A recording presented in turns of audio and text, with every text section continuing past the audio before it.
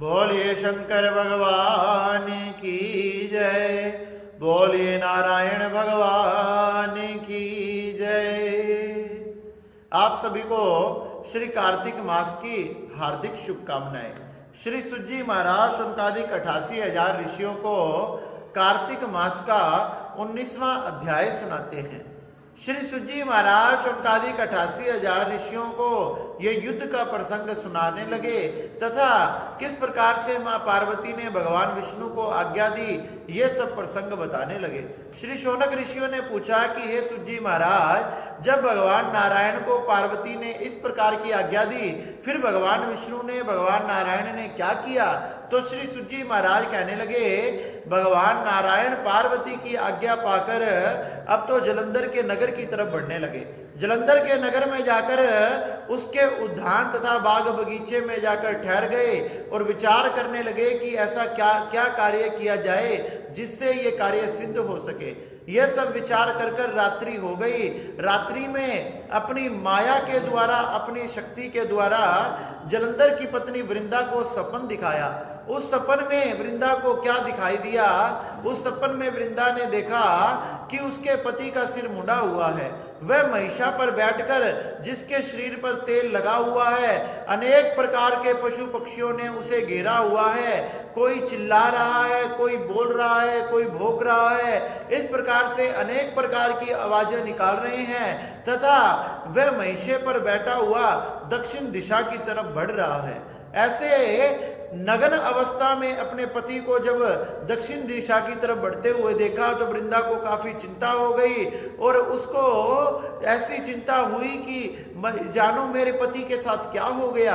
ये सब विचार वह कर ही रही थी। करते करते उसकी आंख खुल गई और जैसे ही उसकी आंख खुली, उसने अपनी आंखों के सामने देखा कि सूर्य उदित हो रहा है। सूर्य को उदित होते देखा, लेकिन जैसे ही सूर्य पर दृष्टि गई तो सूर्य में क्या देखा?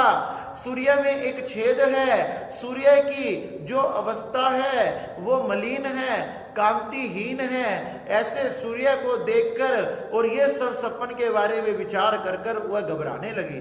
वह इधर उधर भागने लगी, लेकिन उसके मन को कहीं भी शांति प्राप्त नहीं हो रही थी। वह जाकर महलों के अटारी पर खड़ी हुई, कभी आंगन में गई, कभी ऊपर कभी नीचे, इस प्रकार से महलों के चारों तरफ चक्कर लगाने लगी।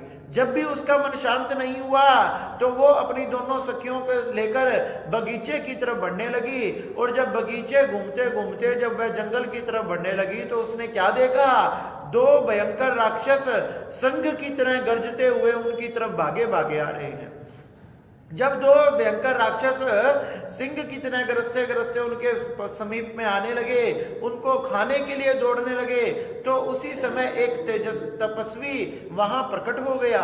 जब ऐसे तपस्वी को उस सुनसान जंगल में वृंदा ने देखा तो उनके चरणों में जाकर प्रणाम किया तथा उस सन्यासी ने, उस तपस्वी ने अपनी हुंकार मात्र से उन दोनों राक्षसों को नष्ट कर दिया। जब वृंदा के मन में विचार आया कि ये तपस्वी तो बड़े शक्तिशाली हैं, ये बड़े धर्मात्मा लगते हैं, उन्होंने उनके चरणों में प्रार्थना करने लगी कि हे मुनीश्वर, हे तपस्वी, हे सन्यासी, आप कृपया करके मुझे बताएं, जो मेरे पति युद्ध में गए हुए हैं वह ठीक तो हैं? अपने पति की कुशल क्षेम पूछने लगी। उसी समय उस तपस्वी ने इशारा किया, वहां दो वानर प्रकट हो गए और दोनों वानर इशारा पाते ही आकाश में उड़कर गए और आकाश में से उड़ के आकर उसके पति का सिर तथा धड़ ले आए। सिर तथा धड़ लाकर पृथ्वी पर पटक दिया तथा वृंदा ये देखकर हैरान रह गई। वृंदा के तो मानो हृदय टूट गया हो, रोंगटे खड़े हो गए, पसीने छूट गए, करुण विलाप करने लगी कि ये क्या हो गया। तपस्वी कहने लगा कि हे पुत्री, तेरा पति भगवान शंकर के साथ युद्ध में मारा गया। करुण विलाप करने लगी। भगवान शंकर, भगवान नारायण की यह सब माया थी तथा करुण विलाप करती हुई वह पुत्री साधु से प्रार्थना करने लगी कि हे साधु, हमारी रक्षा करो, हमारे पति को जीवित करो। साधु सन्यासी में तो इतनी सामर्थ्य होती है, वह कोई भी कार्य कर सकते हैं। जब भगवान विष्णु जो सन्यासी के रूप में थे कहने लगे शरण में आए की रक्षा तो करनी चाहिए, ये भगवान शंकर के द्वारा मारा गया है, इसे कौन जीवित कर सकता है, लेकिन फिर भी तुम मेरी शरण में आई हो तो शरणागत की रक्षा करना भक्तों का, सन्यासियों का, साधु संतों का कार्य है। यह सब कहकर भगवान विष्णु ने उसके सिर को धड़ से जोड़ा तथा देखते ही देखते उसका पति जीवित हो गया। उसका पति जीवित हो गया, वह बड़ी प्रसन्न हुई तथा वो तपस्वी जो भगवान विष्णु थे वहां से अंतर ध्यान हो गए। भगवान विष्णु ही जलंधर के रूप में वृंदा के साथ उसकी महलों की तरफ बढ़ने लगे। वृंदा अपने पति जलंधर को पाकर बड़ी प्रसन्न हुई और उसे लेकर अपने महलों में गई। व्यतीत हो गया, लेकिन वृंदा अपने पति जलंधर को तथा भगवान नारायण को पहचान नहीं पाई। बहुत समय व्यतीत हो गया तो एक दिन जब वे विहार कर रहे थे, विहार करते करते करते करते वृंदा ने भगवान विष्णु को पहचान लिया कि ये मेरा पति जलंधर नहीं हो सकता।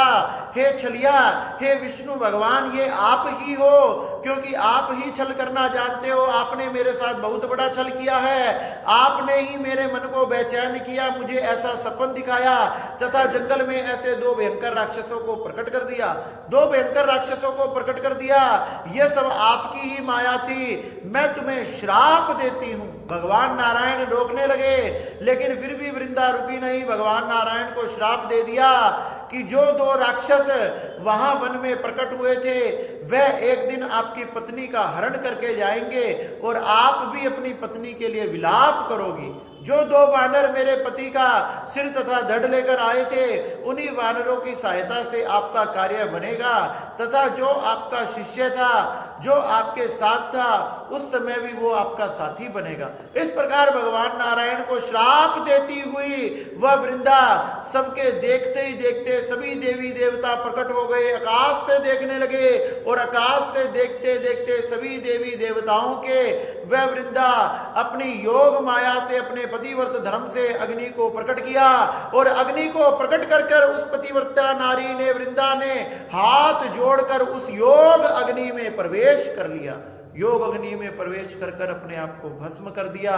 इस प्रकार से श्री सुजी महाराज कहने लगे, हे शौनक ऋषियों, भगवान नारायण ने पार्वती जी की आज्ञा से उसके पतिव्रत धर्म को नष्ट किया तथा वृंदा ने श्राप देकर अग्नि में प्रवेश किया। बोलिए शंकर भगवान की, बोलिए नारायण भगवान की।